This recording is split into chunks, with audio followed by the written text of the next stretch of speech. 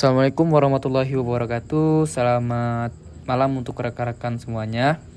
Izinkan kami dari mahasiswa sosiologi Universitas Bangka Belitung ingin mengajak kawan-kawan semuanya untuk berdialog terkait teori analisis wacana kritis yang dikemukakan oleh Theun van Gogh. Ya, sebelumnya kami izinkan memperkenalkan terlebih dahulu anggota kelompok saya untuk menjelaskan teori analisis wacana kritis ini, yakni ada saya sendiri, Ahmad Nazriansah, dan kedua rekan saya, ada Nila Apulina dan NCT Tri Agustiandau. Baik, kita langsung saja ke prolog analisis wacana kritis. Analisis wacana boleh dikatakan termasuk baru dalam dinamika perkembangan humaniora dan ilmu sosial, yaitu muncul pada dekade tahun 1960-an. Sedangkan di Indonesia analisis wacana baru populer sekitar pertengahan dekade tahun 1990-an. Seiring dengan dinamika sosial politik dan perubahan masyarakat, ketika pada Orde Baru, dominasi pendekatan strukturalis dalam linguistik begitu terasa. Sementara dalam ilmu sosial, perspektif fungsionalisme struktur pasien juga sangat mendominasi saat itu.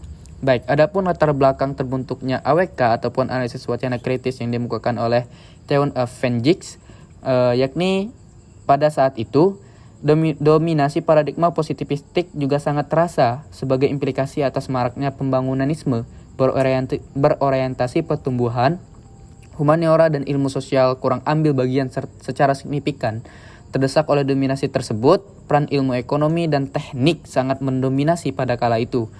Walaupun dilibatkan ilmu sosial, hanya berfungsi sebagai legitimasi saja atas kebijakan-kebijakan dan program pemerintah yang akan diambil. Setelah terjadi perubahan sistem politik dari otoriter ke demokrasi, yakni pada masa Orde Baru, menyusul jatuhnya rezim Orba pada saat itu, persoalan-persoalan konflik sosial politik menjadi sangat fenomenal. Bersamaan dengan itu, peristiwa konflik yang bersumber pada etnisitas, ras, agama, dan sentimen ideologi politik terus menggebu. Studi dan analisis wacana pun kian marak dilakukan, sehingga kerangka konseptual dan teoritis yang bersumber dari karya van Gogh sering digunakan dalam aktivitas penelitian wacana. Baik, selanjutnya kita akan membahas terkait pengertian ataupun definisi analisis wacana kritis yang dikemukakan oleh Theun van Gogh. Menurut Theun van Gogh, ia memahami wacana bukan hanya sebatas angan-angan saja, tetapi dengan tegas bahwa wacana adalah sebuah tindakan. Menurut van Gogh, tindakan adalah sebuah kenyataan bahwa wacana juga merupakan fenomena praktikal, sosial, dan kebudayaan. Nah, dari pemahaman van Gogh tersebutlah berarti ada pengaruh kuat dari Michael Foucault yang menegaskan bahwasannya wacana bukan hanya sekedar tuturan saja, tetapi sebuah praktik sosial. Maka dari itu, sebagai tindakan, wacana merupakan tindakan yang disengaja atau senantiasa melalui pikiran dahulu dan bukan merupakan sebuah tindakan refleks atau spontan ataupun reaksi yang tidak melalui proses pikiran terlebih dahulu. Dalam karyanya, Theun van Gogh menjelaskan wacana sebagai struktur dan proses. Van Gogh mengatakan bahwa untuk memahami konsep wacana, kita akan menggunakan 3 dimensi, yakni yang pertama ada pengguna bahasa, yang kedua ada kognisi, dan yang ketiga ada situasi interaksi sosial. Nah, dengan 3 dimensi tersebut, maka tidak mengejutkan jika kita akan menemukan beberapa disiplin yang terlibat dalam studi wacana seperti linguistik, studi khusus tentang bahasa dan penggunaan bahasa, ada psikologi, studi khusus tentang keyakinan dan bagaimana cara mengkomunikasikan atau cara berinteraksi, dan yang terakhir itu ada ilmu sosial untuk menganalisis interaksi dalam situasi sosial.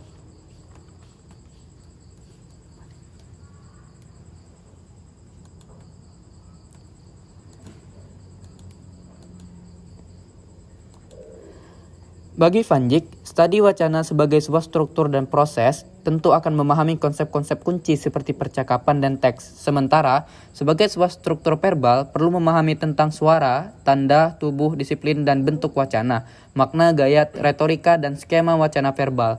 Sebagai contoh, konsep makna, misalnya, telah diposisikan begitu penting dalam deskripsi wacana sebagai yang secara khusus dianalisis dalam semantik. Akan tetapi, makna itu sendiri sesungguhnya merupakan konsep yang begitu kabur. Karena apa? Makna itu sendiri mempunyai banyak makna. Makna satu gagasan semantik seperti itu menurut Panjik sangat krusial dalam sebuah analisis wacana. Misalnya, soal koherensi, yaitu bagaimana makna kalimat seperti proporsi saling bergantungan secara bersamaan. Kita bisa mengkaji hubungan koherensi untuk kalimat yang secara tiba-tiba mengikuti satu sama lain, atau sering disebut dengan level analisis mikro. Tetapi sekaligus juga untuk makna wacana sebagai keseluruhan, atau sering kita sebut sebagai level analisis makro.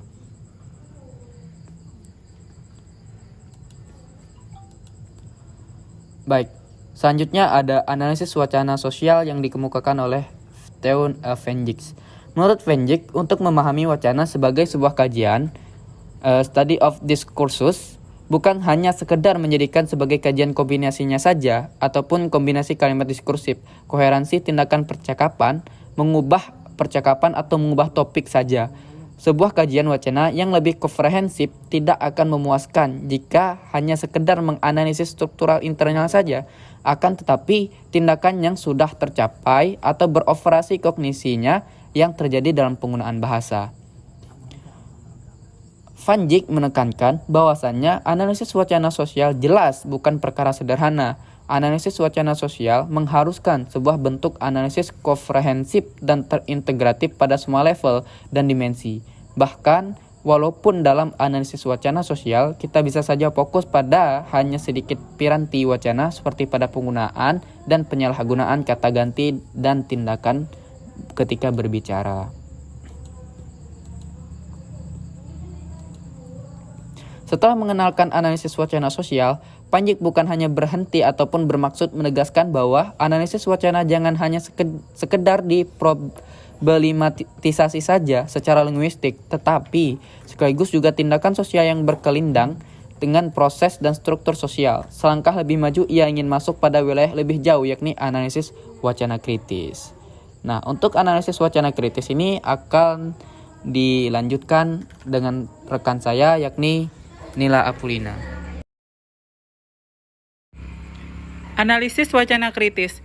Menurut Van Dijk, CDA adalah penelitian analisis wacana yang terutama mengkaji bagaimana cara penyalahgunaan kekuasaan sosial dan ketidaksetaraan yang dimainkan, diproduksi, direproduksi, dan ditolak oleh teks dan percakapan dalam konteks sosial dan politik. Menurut Van Dijk, selama ini sering terjadi kesalahpahaman terhadap CDA karena dianggap sebagai metode khusus kerja analisis wacana. Semua metode yang berasal dari persilangan, disiplin studi wacana, dan juga metode lain yang relevan dalam humaniora dan ilmu sosial dapat digunakan. Atas pertimbangan banyaknya kesalahpahaman terhadap CDA, Van Dijk sebenarnya mengusulkan atau ia sendiri lebih suka menggunakan istilah Critical Discourse Studies atau CDS. Menurut Van Dijk, sebuah kajian dapat dikategorikan sebagai CDA jika di dalamnya memiliki 4 karakter utama. Yang pertama, jika perhatian utamanya tertuju pada masalah-masalah sosial dan isu-isu politik. Yang kedua, analisis kritis masalah-masalah sosial itu harus bersifat multidisiplin. Yang ketiga, lebih dari sekedar struktur-struktur wacana deskriptif, riset, kritis, dan struktur sosial. Yang keempat, CDA fokus pada cara-cara struktur wacana, memainkan, mengkonfirmasi, melegitimasi, dan memproduksi kekuasaan. Analisis wacana kritis. Pada kenyataannya, CDA bukan suatu aktivitas penelitian dengan satu arah khusus, karena CDA tidak punya satu kesatuan kerangka teoritis. Terdapat banyak tipe CDA, dan karena karakternya seperti itu, barangkali itulah sebabnya secara teoritis dan analitis terasa begitu beragam. Dalam mengupas CDA, Van Dijk fokus pada sejumlah konsep dasar dan perangkat. Itu juga merupakan triangulasi kerangka-kerangka teoritis yang meliputi 3 aspek yang saling berkaitan, yaitu wacana, kognisi, dan masyarakat sebagai dimensi utama dalam CDA dan kajian wacana pada umumnya.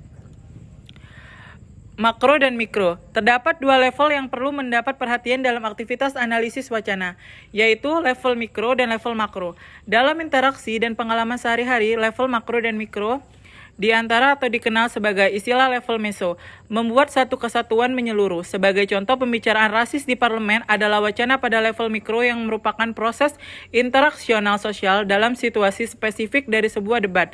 Tetapi pada saat yang sama, hal itu bisa menjadi bagian konstituen legislasi atau reproduksi asis pada level makro.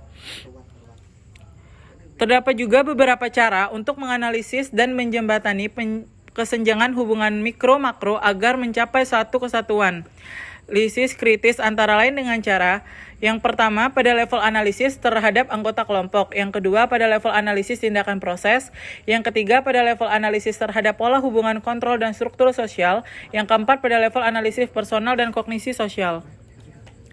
Adapun kekuasaan sebagai kontrol yang menyangkut gagasan utama dalam kebanyakan kerja kritis pada wacana yang berupa kekuasaan atau lebih khusus lagi kekuasaan sosial, kelompok atau institusi. Van Dijk mengeksplorasi konsep kekuasaan secara lebih luas, tidak terbatas pada kekuasaan yang bersumber dari kekuatan seperti militer atau bersumber dari kepemilikan uang, tetapi juga kekuasaan yang bersumber dari penguasaan pengetahuan yang ia sebut sebagai kekuasaan persuasir. Contoh kekuasaan sebagai kontrol, orang tua mengontrol anak dalam institusi keluarga, guru mengontrol murid dalam institusi pendidikan, dan juga jurnalis mengontrol kaleknya yang semuanya berdasarkan pengetahuan, informasi, dan otoritas. Pemahaman konsep kekuasaan yang relatif terbuka seperti itu dapat dipahami jika kemudian Van Dijk bersinggungan dengan konsep hegemoni dari Gramsci dan juga teknologi kekuasaan yang beroperasi sehari-hari dari Michael Foucault. Adapun kontrol teks dan konteks, yaitu menurut Van Dijk sendiri, bagaimanapun kebanyakan orang selalu masuk dalam situasi terkontrol ketika memasuki dunia sosial. Bahkan, lebih sering berada dalam posisi sebagai sasaran beroperasinya pengendalian yang dilakukan oleh sekelompok atau elit dominan. Kontrol terhadap pikiran. Menurut Van Dijk, jika kontrol konteks dan struktur teks dan percakapan adalah bentuk pertama penggunaan kekuasaan, maka yang kedua adalah mengontrol pikiran, yaitu perkara bagaimana mengontrol pikiran orang dalam suatu praktik wacana, meskipun dilakukan secara tidak langsung tetapi merupakan cara fundamental untuk memproduksi dominan dan hegemoni. Selanjutnya akan dijelaskan oleh teman saya. Selanjutnya, CDA menggunakan analisis wacana model Van Dijk. Menurut Van Dijk, bagaimana kebanyakan orang selalu masuk dalam situasi terkontrol ketika memasuki dunia sosial. Jadi setiap hari kebanyakan orang mengalami situasi terkontrol oleh teks dan percakapan publik yang dilakukan oleh media massa, guru, polisi, bos, birokrat, dan pihak lain yang memiliki otoritas. Pada sisi lain, juga merupakan fakta bahwa kelompok dominan dan kaum elit senantiasa mempunyai lebih banyak akses untuk mengontrol satu atau lebih wacana publik. Selanjutnya, guru mengontrol konteks dan teks. Mengikuti prinsip CDA Van Dijk, menyangkut pertanyaan pertama akan dijawab dengan uraian bagaimana guru mengontrol konteks melalui penguasaan situasi komunikasi seperti setting tempat dan pilihan waktu, sedangkan kontrol teks melalui otoritas pemilihan topik. Dalam hal tempat misalnya adalah guru yang lebih menentukan untuk mengatur format atau tata ruang kelas. Format bangku seperti itu mengkondisikan wacana diskursif akan berlangsung secara vertikal atau top-down dengan guru sebagai pusat. Jadi setting ruang kelas memang disengaja sebagai arena untuk dominasi guru terhadap peserta didik agar mereka menjadi murid yang patuh dan tertunduk. Tidak ada susunan bangku yang fleksibel menyesuaikan dengan karakter mata pelajaran. Misalnya, tidak pernah ada susunan bangku yang setengah melingkar, atau berbentuk multilingkaran. Jika merujuk pada Van Dijk, proses pembelajaran di ruang kelas tersebut menampilkan adanya wacana kekuasaan diskursif, dan guru pada level ini telah mengontrol situasi komunikatif, yaitu mengontrol semua kategori. Selanjutnya, guru mengontrol pikiran murid. Menyangkut pertanyaan bagaimana kelompok kuat mengontrol pikiran kelompok lemah. Sebagaimana dikatakan oleh Van Dijk bahwa ini perkara bagaimana mengontrol pikiran orang dalam suatu praktik wacana meskipun dilakukan secara tidak langsung, tetapi merupakan cara fundamental untuk mereproduksi dominasi dan hegemoni. Dengan demikian, wacana bertujuan mengendalikan kehendak, rencana, pengetahuan, pendapat, perilaku, dan ideologi si penerima maupun tindakan mereka sebagai konsekuensinya.